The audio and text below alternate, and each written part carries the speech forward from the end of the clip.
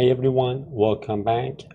So far we've gotten a solid grasp of basic observables and observable arrays.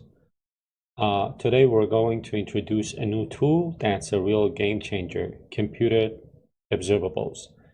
This will let us perform real-time calculations and display derived data, which is perfect for our insurance portal. So let's talk a little bit about computed observables. Let's understand them. So a computed observable created with ko.computed is a special type of observable whose value is automatically calculated based on the values of other observables. It's essentially a live reactive function. When any of the observables, it depends on change, the computed observable's value updates instantly without you needing to manually trigger a recalculation. For example, imagine we have a first name and last name observable.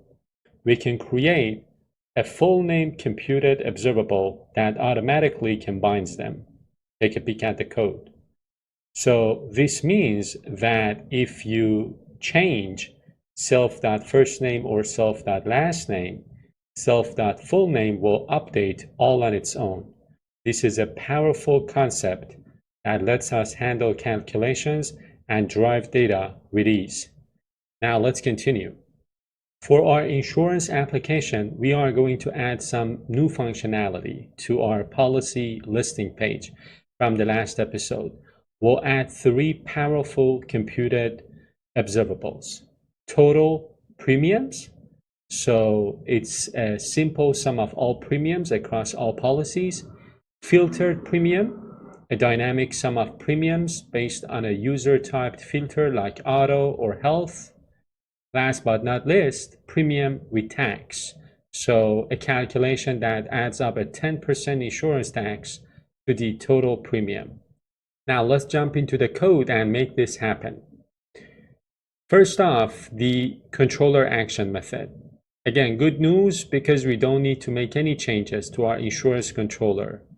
We will be, working on the same insurance policies route, but we need to make some changes to the view. So we will update our view to display our new elements, our new, calculated values. So we are going to make some updates to the policies.cshtml file and add the following code right after the table element. So let me get to this insurance.policies. And again, this is where we are adding, a new policy.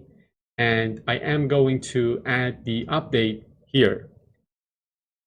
So basically an H3 element with some paragraph elements that are bound to total premium with tax, and filter type. So I'm going to save things, format things, and I'm going to continue with my note. So we have updated the view, right? The CSHTML file. And next we will update the script section to load our, model. So we are going to separate the policy constructor into its own file for better code organization. We have done a similar thing for the customer as well. So we're going to do the same thing for policy. And then we are going to load not only the policy model, policy.js, but also the view model. So let me go ahead again to my insurance controller and policies CSHTML file. And I am going to make my update here. I am going to, let's say I am going to add my model class and my view model. So let me get rid of this. Now back to my notes. So the policy.js model will be loaded before the view model. Again, the order is important. The next thing would be to refactor our view model file. So basically, as I said, we are going to create a reusable policy model. Inside of the models folder, we are going to create a new file called policy.js, and we are going to add some code to this. So this is going to be my policy model class, and then I am going to, add my code here. Again, we did a similar thing for the customer model class. And I remember I told you to do this as a simple exercise, but again, I'm doing it here so that you can, take a look at this. Now, this is again the exact same constructor function we had in our policy view model, but now it's in its own dedicated file. This is great for keeping our code clean and organized. Next, we want to open the view models policy VM file and add the code for our computed observables. We'll put them after the remove policy function. So let me go ahead to my policy VM. This is the current version of this file. Let me do something. I am going to remove this code altogether, and I am going to write this from scratch. So my policy view model,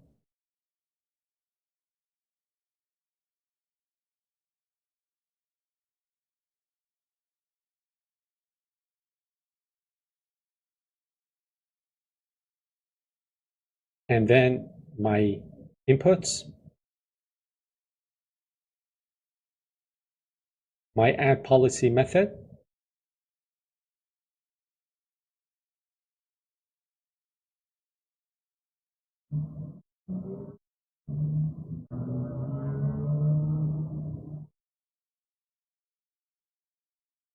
and then my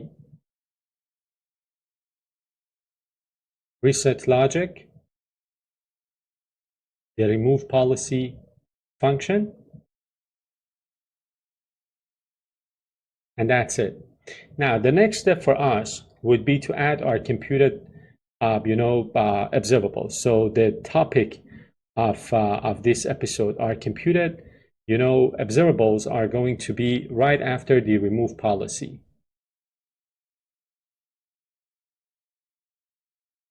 So I am going to define total premium. Then total premium with tax. And finally,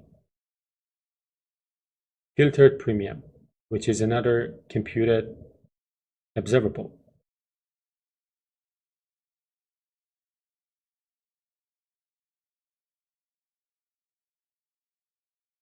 So now we're done with our, computed observables. And we have, as I said, refactor things.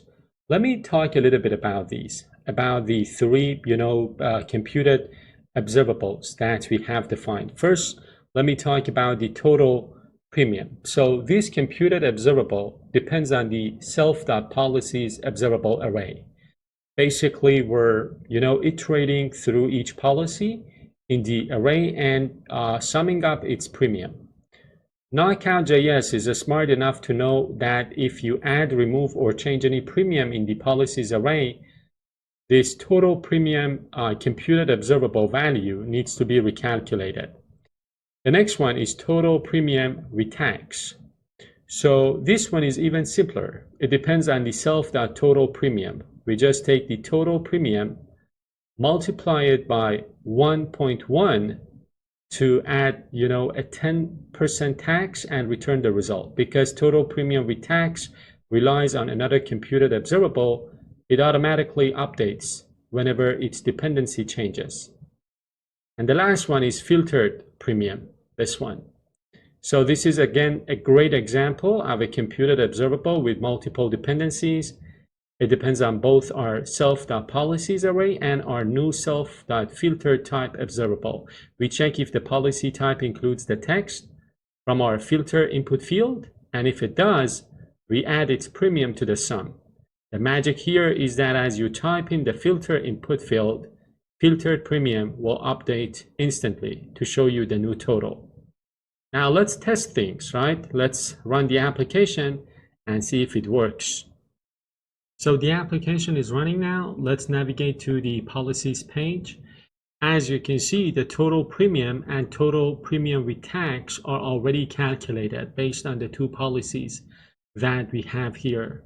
So I can go ahead and add a new policy, and I can see that the add logic works right perfectly, and these calculations are reacting to the changes that I make. I can of course go ahead and filter based on the type of the policy, and I can see the filtered premium.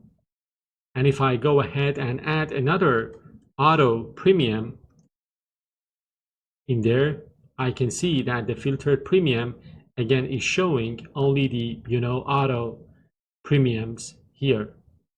So let's get back to Visual Studio now.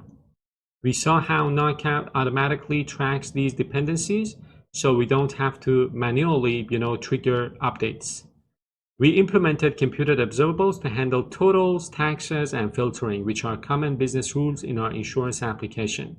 And that was it for this episode. Again, if you enjoyed watching the video, make sure you give it a thumbs up and stay tuned for the upcoming episode. Bye-bye.